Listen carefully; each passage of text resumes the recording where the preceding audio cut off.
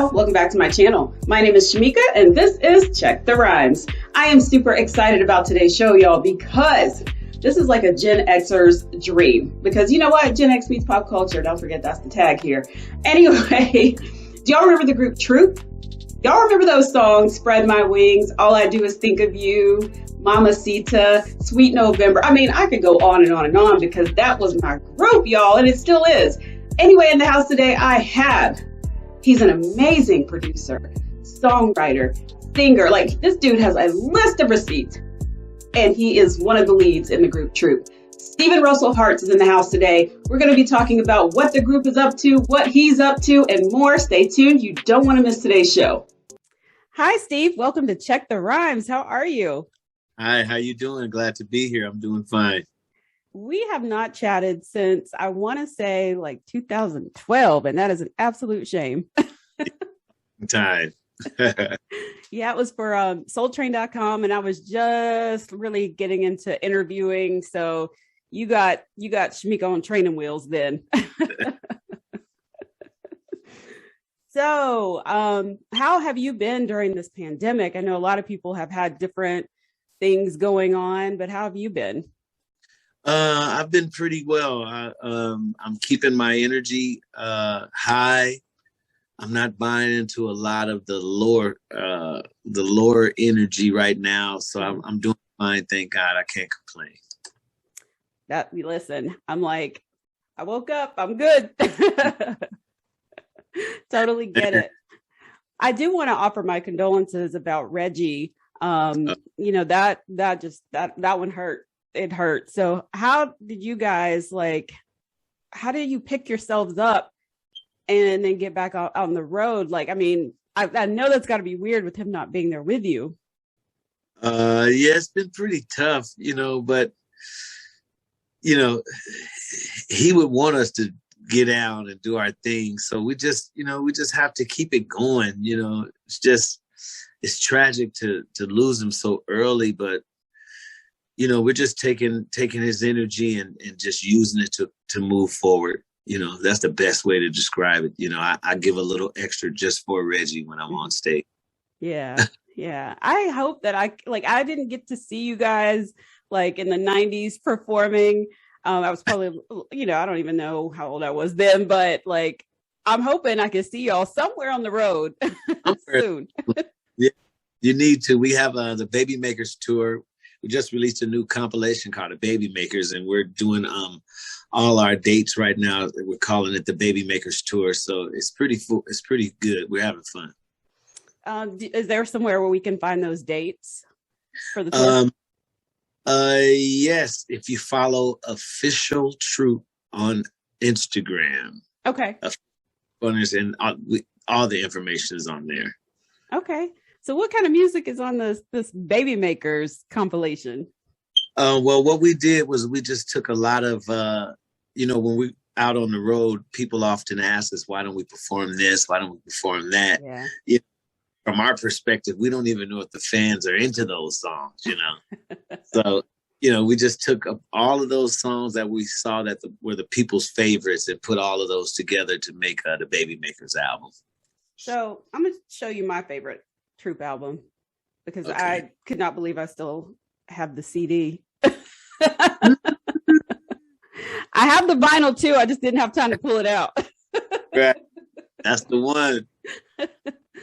So are these songs on the compilation album? I think there's one or two off that album. Yes, is on there. Yes, I Will Always Love You, I believe. Okay. Well, I did want to talk about a couple of these songs because I just wondered the stories behind them.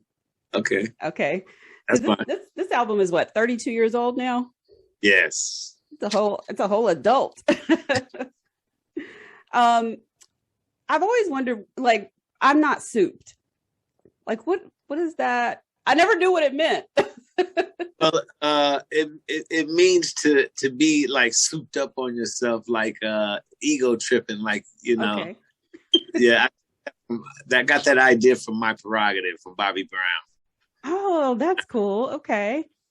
But as well. That's my attitude. I love that one. Okay. And Gerald, my big brother Gerald Levert wrote that.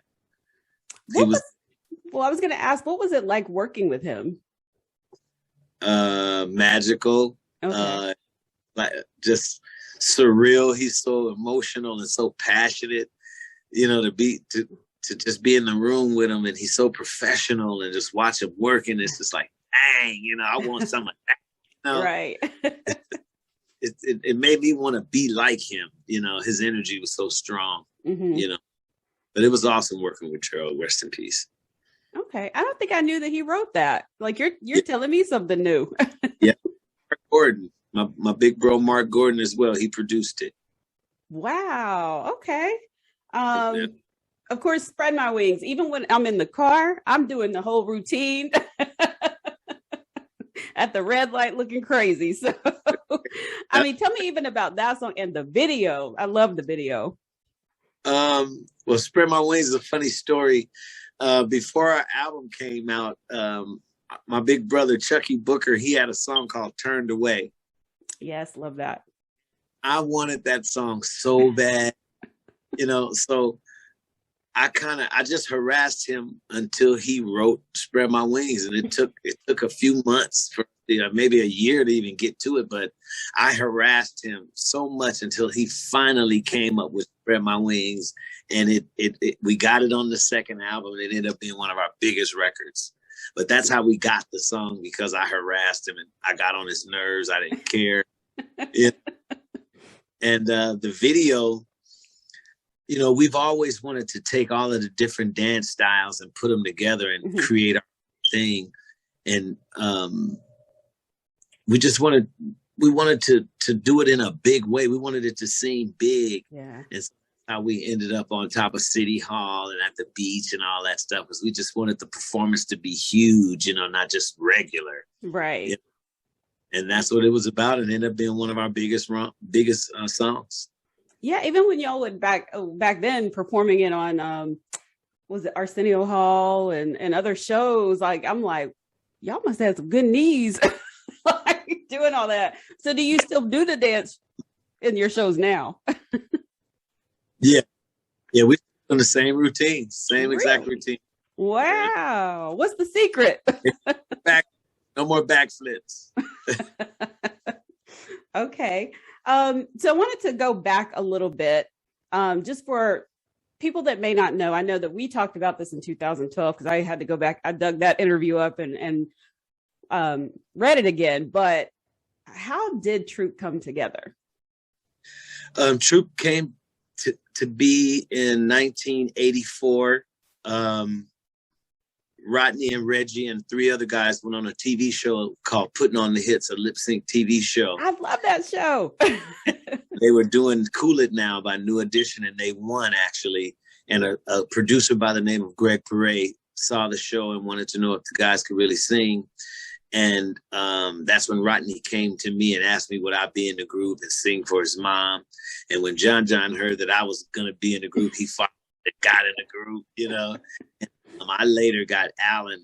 A year or so later, I went and recruited Alan, and that's when we became Five of a Kind, which later became Troop. Oh, that's awesome.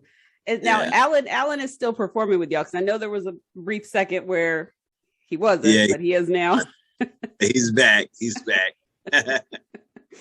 Okay, so what happened? You know, it seemed like y'all were like at the prime of your career, and then it was like y'all it felt like you disappeared, even if you really didn't, but it felt like it. Where did y'all go? Well, we kind of disappeared. You know, when you have that kind of momentum, you have to be careful to maintain it. Oh, yes. And we didn't realize that we were in the momentum that we needed to be in for where we wanted to go. Oh, yeah. You lose perspective of that. You can either hurt it or help it. And the decisions that we made in management and stuff during the time, right at the height of our momentum, it damaged us rather than help us. So we just kind of, after that last #1 record, we kind of just faded into oblivion just to recover from all of what we just went through. It was like a dream, you know? Yeah. Wow. Yeah. What happened? Just bad decisions at the right time, bad decisions. But would you say that was a good thing for you because it helped you kind of start doing more songwriting, producing, or? Well, it's always all good. You know Yeah. what I'm saying? Like, Yeah. it may seem like it's something bad, but like you said, all the songs that I was harboring and holding on to was the reason that I had a career as a writer. So it did motivate me to write for other people, and it did help me write along, because I fell in love with songwriting in truth. I fell in love, starting something from nothing. And I got my first gold album with the Whispers before Troop's first gold album. So I just like to write. So when we did our hiatus, that's exactly what I did. Just moved right into shipping those songs to other people. Talk about some of those. I mean, some of them songs are like huge. I have, let me see, Sideline Ho by Monica, No Air by Jordan Sparks, Who Knew, Kiki Wyatt, Invisible, Jennifer Hudson, Take You Down by Chris Brown, One and Come Back to Me Shorty by Tyrese, Why Change Me, Ruben Studdard, Put You Up on Game, Aretha Franklin and Fantasia. You got receipts upon receipts, like a CVS receipt. Yeah, the opportunity to work with Charlie Wilson, Just Can't Live Without You, and whatever one. I did a few songs on Chris Brown. I've worked with everybody. I've had an opportunity to have songs with a lot of people that I really like. Yeah, that's amazing. Now, I know that you're also a huge Michael Jackson fan, and I know we've talked about this before, but you know what? Well, let's going back to this. All I Do Is Think of You. Did you ever get to talk to him about that song? I didn't, and when I met him, I had the opportunity, but I was so starstruck. I was so blown that I was shaking his hand and he was in my face. I didn't say anything, but just, what's up, Mike? What's up, Mike? What's up? I was happy to just be in his presence, I wasn't able to mention it to him, but he would have lost his mind if he knew it, Right. Oh, how funny. So, so you didn't get to actually work with him though. No, I didn't get a chance to work with Michael on anything. The closest I got was singing Babyface's demos that Babyface submitted for the Invincible album. I sang those. That was it. Close enough. At least he heard them, Right. So what do you think that just seeing that a lot of the groups that were, just in general, groups from the 90s and the 80s coming back or getting back on the road, or, we're seeing them on different shows here and there, or especially when we've been on lockdown, reappearing, doing maybe shows on Instagram or whatever it is. What do you think that makes Troop stand out? And why do you think that groups don't really exist in this generation anymore? Well, I think hip hop is so influential, and the effort that it takes to be in a boy band like Troop and New Edition, it just doesn't take that to be a rapper. Oh, right. It doesn't take that to be an artist today, for you to blow up and be hot and have a lot of money in your hand and stuff like that. It doesn't take the same amount of effort. So I think that's why there's no groups, because everybody you can get you a name and become a rap artist immediately. Group, you got to get in alignment with other guys, and it's just a different type of effort to be in a boy group, a male group, but I love the fact that the older groups are getting back together and touring, because we had an essence, we had a time. Yeah. And, and we see now that time was alive. That music is still alive and the same right today. Yeah. The same right today. We thought it would be an older, different time, when actually it's what it is. It right. just, So I love it. Absolutely love it.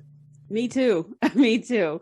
So do you have thoughts on, streaming music now? Because even I was just in the car and I was like, I want to hear this song, but now I got to sit here and try to find it on streaming. Which app is it on? Instead of just a CD. It's a new world out here, you know, and I have my own media company, the Motel Music Media. I have 4 solo albums. I have Steve Russell, So Random. I have Stephen Russell Harts, The Wedding Singer. Stephen Harts, Swept Away. And I have my latest project called Lil Steve. Everybody calls me Lil Steve. So it's Lil Steve, Lil Steve Traps. And the next project that I'm releasing is called 60s Baby. It's like a retro Sam Cooke. It's an Otis Redding type record, all originals except for maybe a couple, but that's what I'm releasing next. I'm getting ready to stream my first film. I directed my first film called Day Ones. And that's going to be streaming pretty soon. So everything is streaming. Yeah. And I was saying all that to say is that streaming is the way of the business now, you know, that I'm streaming a lot of content right now. So so where will the movie be streaming? And can you give us like kind of the log line of what it's about? It's like a menace to society, Snow in the Bluff type movie where 2 guys are in the street hustling, and one of the guys wants to do something else with his life, but they love the fast money. Mm-hmm. His partner's not into anything else but what they're doing in the streets. And one of the guys' dad, which is played by myself, is trying to encourage the guys, you know, that you create your own reality by what you believe in. Mm-hmm. You know, you can change that instantly. You know, I'm just trying to get that through to them, you know, but it's pretty good. And it's going to be streaming on XOD. That's a new streaming company. Okay. You just download the app. It's in 2 billion homes on TVs or whatever. And also Amazon Prime. Those are the places that I'm going to be streaming it. Yeah. Okay. When does that come out, or do you have a date yet? Well, I don't have a date yet. I'm in the process of releasing right now, so I don't have it very soon. Okay. All right. And then let's talk about Lil Stevie. Tell me about that album. What kind of music is on there, and where can we get it? Okay. Well, it's Lil Steve Trapsody. It's my latest project. The lead single is called New Hope. It's about an Asian Blasian female named New Ho. It's not New Ho. It's I got you. And it's after taking such of a hiatus, I wanted to come back. I got together with my big brother, and he put me together with one of his producers, a young guy named Millie, and I just wanted to do something young and fresh. You know, I didn't care, didn't judge it. I just wanted to do something that was different than what I had been doing, you know. Mm-hmm. And that's what it is. And it came out pretty good. I'm excited about it. You know, it's different than what I've done in the past, but it's just something fresh to wake me back up and get me back going, you know. Yeah, sometimes you need that just something different. So yeah, I'm excited to check that out.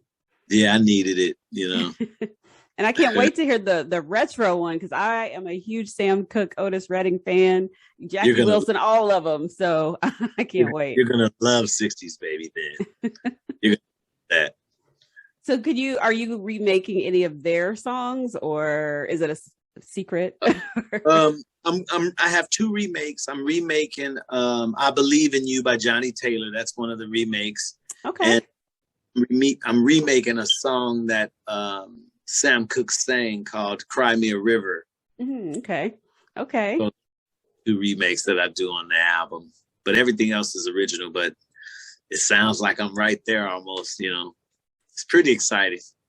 So how did you, for that album, do you just watch a lot of, or listen to a lot of music from that era? Or do you I don't know if you're like me at all. Like sometimes I'm watching old American Bandstand episodes or Soul Train, Soul Train wasn't around in the 60s, but what is the other show? Shindig. these shows I have probably shouldn't even know, but I watch them on YouTube.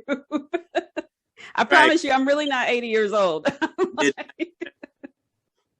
You know, I do a lot of that too. I just, I don't know. My mom was sick at the time when I started the album. And for some reason, I just, I think I saw a documentary and it touched me made me feel some kind of way, you know. Yeah. I just started recording music, and before you know it, I had 14 songs that was just in that vein, you know. Yeah. Pretty exciting. I'm excited about it. Yeah, I can't wait. Wait. So you also have a radio show.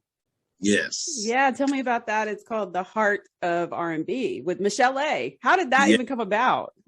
Well, me and Michelle A, we've been friends for a very long time.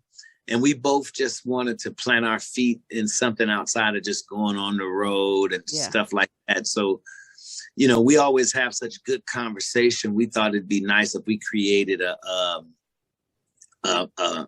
format, a platform for us to just share that with people. And that's what it is, you know. It's a talk music show. Mm-hmm. Serious talk. We talk about everything. It's controversial. We're not afraid. You know, you might be mad at me this week because agree. It's really good. I love it. And that's a lot of fun. So is that why, like, sometimes I'll see your social media posts and then the comments, I'm like, are you just stirring these people up? Listen, they have no idea that it's a science project for me. You know, so mad at me, and I'm really, it's not, I'm not invested in it emotionally. I'm just, you know, I like to learn how the world that I'm in, I like to learn how people think and what people are on. So, you know, I do that. I do that to stir up stuff because I like to hear what people really think, you know. Uh-huh. Yeah. And I like plant real seeds though, you know, but you know, it's all in fun in the sense of learning and moving to the next level of understanding and gaining some sort of expansion. You know, I disagree with you on something, but I go back and check it out and I say, oh, okay, I see. Right. See, that's for me is to open up, you know, we come up so close-minded. Mm-hmm. Yeah. You know, we're afraid to even listen to something outside of what we were taught by our grandparents and our parents. Mm-hmm. And we forget that there's other catalysts out there to expand our thought process and expand our journeys past what our parents' journeys were. You know, experience should grow. It shouldn't be the same experience, or we'll just keep going in the same circle, you know? Right, exactly. That's what I use my platform for, is for thought provoking, you know, stir up some energy in you where it pissed you off. Now you can think. Now you know, I love it. You know? You did that. I mean, I forget what the post was, but I read it. It was last week, and I was like, wait a minute. And I was like, wait a minute. I was like, maybe I read it wrong. And then when I went back and looked and thought about it, I was like, yeah, I get what he's saying. See, you know what I'm saying? See, if you let your emotions, if you let the ego, see, we were not taught about what the ego really is. And this is what I'm trying to get to my people. The music business has allowed me thousands of hours to educate myself in other areas. And I've done that over the last 30 years, right? Yeah. So I like to share that with my people who work in every day and don't even have the time to even get into this kind of stuff. But they didn't teach us about what the ego really is. They taught us that the devil is on a hot sauce bottle. He's in the ground with pitchfork. And it's just not. The devil came with this flesh package. Mm-hmm. So ego that always feels unsafe and insecure dwelling in there, that wants to always remind you of something you need to be doing, something you don't have, something that you're not always. And sometimes it tricks you and even make you feel like you're more than what you are in the wrong situation to hurt you. So we have this ego. And I want people to recognize the ego from the higher self. Okay. The part of the self that you can blow on the back of your hand, it's warm, but you don't feel it. Right. That's the part of us that borrowed the body. So I'm trying to get my people to see that that part of self is different than the ego self. If someone says something to you and it offends you, that's the ego side of you. And that means there's something about you that matches what was said and what you're offended about. Oh. Yes. If you don't match it, it's not going to affect you. You get what I'm saying? But people don't. Yes, people don't get that. So when I make a post about something that's controversial, I don't have to agree with what I'm posting to post to get the comment going and plant the seeds that I would like to plant about it, like judgment per se. Right. Like none of us have enough in us to judge other people. I don't care what the circumstance is. We have our own things to figure out. Yeah. You think that hitting somebody physically is harmful when the way that you treat your little sister, calling her ugly sometimes, laughing about it, is killing her. You get what I'm saying? I was like, how you know what I call my sister? But stuff like that, little judgments like that, it's like pushing get expansion. Out of 100 people, 3 or 4 people might say, you know what, he's right. I am judging. I am judgmental. Let me stop doing that because I am mean. I do need to work on my own self. Right. So a lot of my posts is only for self-awareness, most people won't get it, but a lot of people hit me in the inbox that won't hit me on the page. Thank you, man. Keep doing what you're doing. So I like it. Yeah. Going back to that Troop documentary, when is that coming out? Well, I got to get more footage. It's almost done. My episode is completely finished. I'm working on everybody else's simultaneously as we speak, but I have a 5-part docu-series for Troop. It's called 5 of a Kind. And I tell my experience. Alan tells his experience. Each episode, each guy tell their own experience, man. It's going to be so genius because everybody, two brothers can come up in the same house and have 2 totally different experiences. Yes, that's me and my sister. Like she'll say something and I'll be like, what? And she's like, did you grow up in the same house? And I'm like, but I don't know what you're talking about. That's serious. That's how So, the Troop docu-series is going to be really, really interesting and really good. I'm very excited about that. Have you guys haven't done Unsung, have you? Yeah, we did Unsung. We had one of the few episodes of Unsung. Okay. I don't know, how did I miss that one? Now I'm upset. Yeah, we had a really nice Unsung. It was really good to watch, but it motivated me to do my own so that, we could stream what really went on and how it really went on. So I'm excited. But yeah, we did do it. Okay. I'm gonna have to go see if I can find it. What season was it, or do you remember? I think season 2. That would be why. That would be why I missed it. I think we got on there pretty fast. I could be wrong. I don't think I had cable back then. So that's probably why I missed it. It's on YouTube, I believe. Okay. Yeah, I'm gonna definitely have to check that out. Is there anything we did not cover? I feel like we've covered a lot today. Yeah, we covered pretty much. I talked about my movie. Yep. Talk about my talented children. My son, Stevie Harts, his name is Put Your Heart in It. He's a talented artist. He's also starring in the movie Day Ones. Okay. Talented sister, her name is Sia Amun. She's a recording artist. She has a lot of music out. They both have a lot of music out. Please support the family business. And that's pretty much it. Please support the new music.